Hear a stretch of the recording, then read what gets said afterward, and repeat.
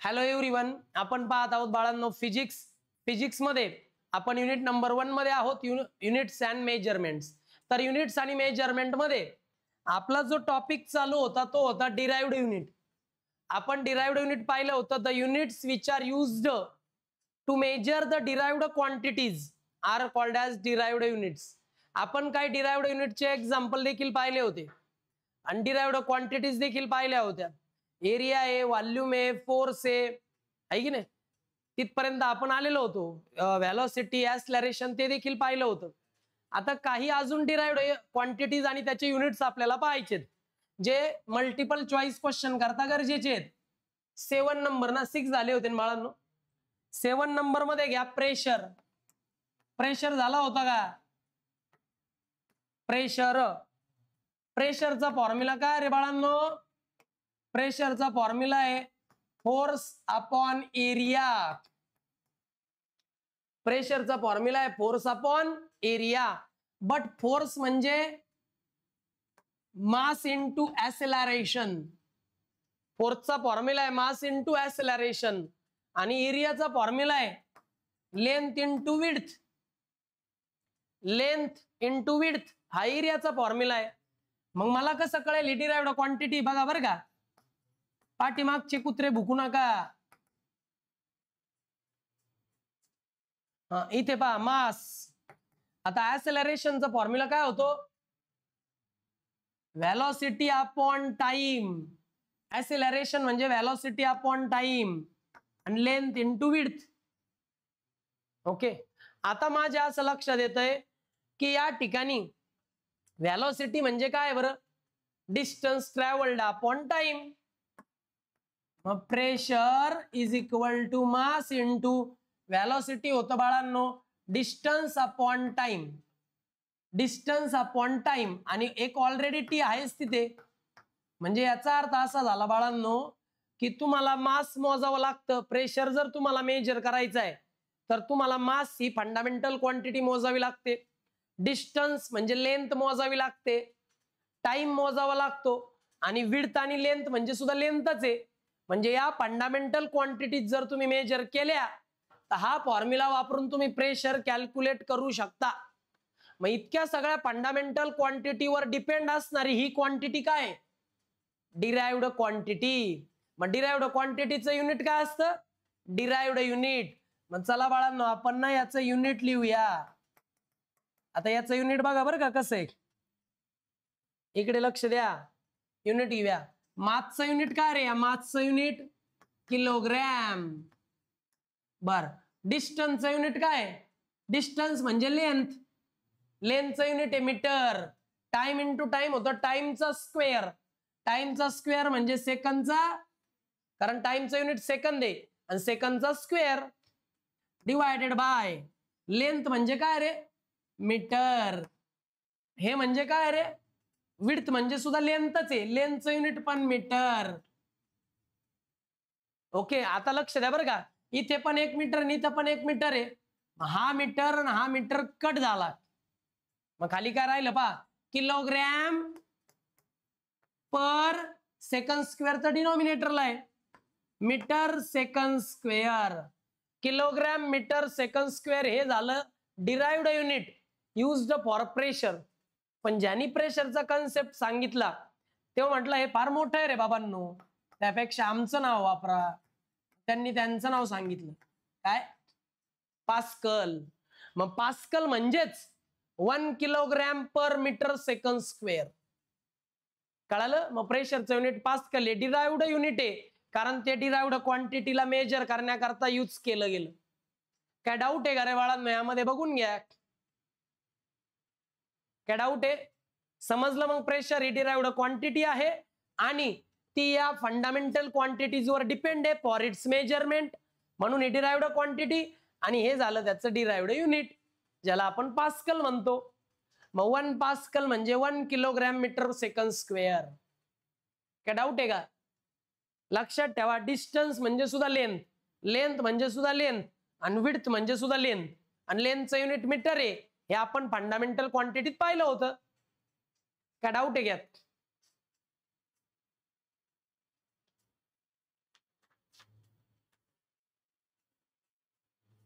झालं का? चला नेक्स्ट 8 नंबर इम्पल्स. इम्पल्सचा कन्सेप्ट झाला होता का 10th ला? 10th पास केली आहे की डायरेक्टली सर्टिफिकेट घेतलंय? मेडिकल सर्टिफिकेट दाखवून सांगा. इम्पल्सचा फॉर्म्युला सांगा. चला इम्पल्सचा फॉर्म्युला आहे force into time. This is the formula for impulse. अरे पण इम्पल्स मध्ये जो फोर्स आहे त्याचा फॉर्म्युला मास इंटू ऍक्सिलरेशन आहे. टाइम तर t आहे, पण ऍक्सिलरेशनचा फॉर्म्युला आहे डिस्टन्स अपॉन टाइम म्हणजे velocity divided by time t. Direct लिहिलं मी या ठिकाणी कारण आता प्रॉब्लेम मध्ये केलं होतं.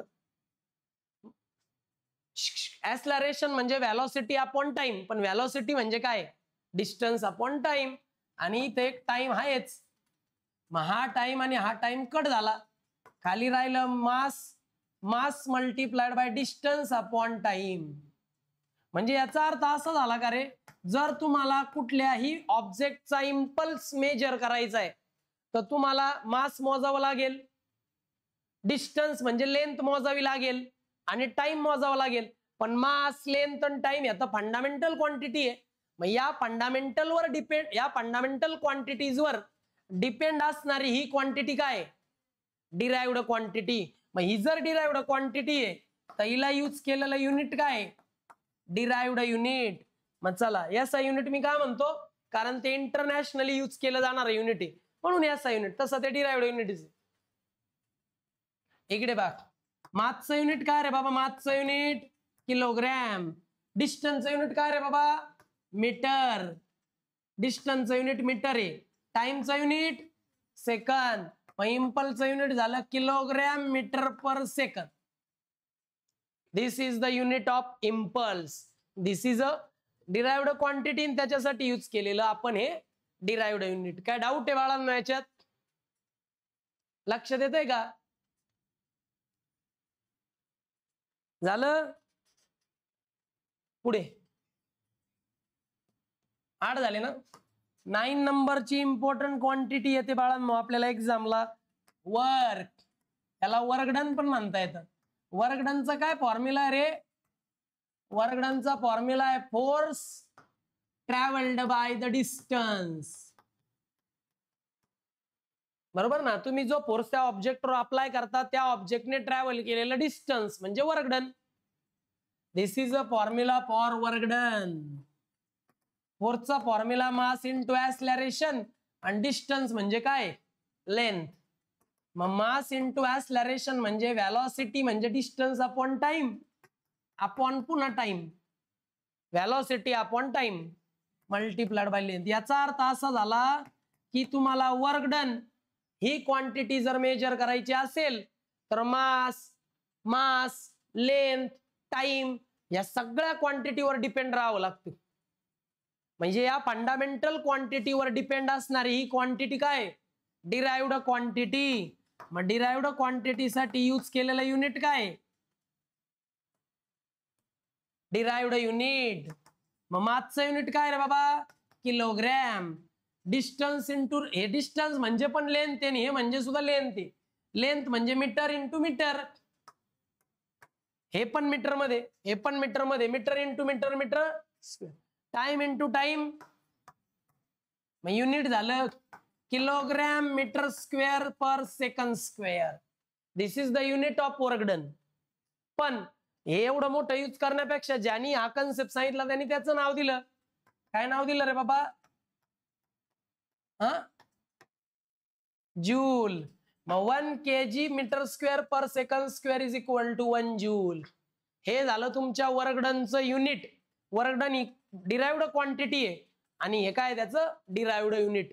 हे युनिट कसं तयार होतं, हे फॉर्म्युले कसे, ही डिराइव्ड क्वांटिटीच का, हे सगळं एक्सप्लेन करतोय. काय डाऊट आहे? काय डाऊट आहे का? आणि शेवटची क्वांटिटी बाळांनो आपली या टाइप मध्ये वेवलेंथ. काय आहे? Wave length, wavelength. वेवलेंथ म्हणजे काय तुम्हाला माहितीये, कुठलीही लाईट ट्रॅव्हल करते in the format of wave. Light travels in the form of waves, sound travels in the form of waves.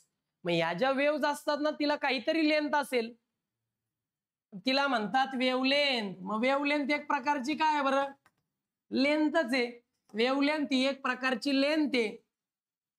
मग म्हणजे वेवलेंथ ही या फंडामेंटल क्वांटिटीवर डिपेंड आहे का नाही. वेवलेंथ ही लेंथ या फंडामेंटल क्वांटिटीवर डिपेंड आहे.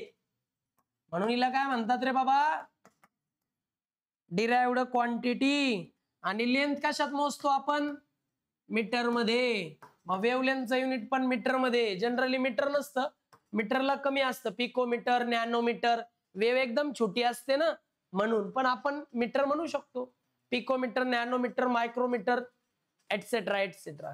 तुम्ही म्हणाल सर हे तर फंडामेंटल युनिट झालं, मग ही फंडामेंटल क्वांटिटी असायला पाहिजे, असं नाही. लेंथ या फंडामेंटल क्वांटिटीवर डिपेंड आहे वेवलेंथ. म्हणून वेवलेंथ हे डिराइव्हड क्वांटिटी आहे आणि त्याचं युनिट हे डिराइव्हड युनिट आहे. दिसताना तुम्हाला ते फंडामेंटल दिसतंय, पण फंडामेंटल क्वांटिटी या फक्त 7च आहेत. त्यामध्ये फक्त लेंथ आहे, वेवलेंथ नाही.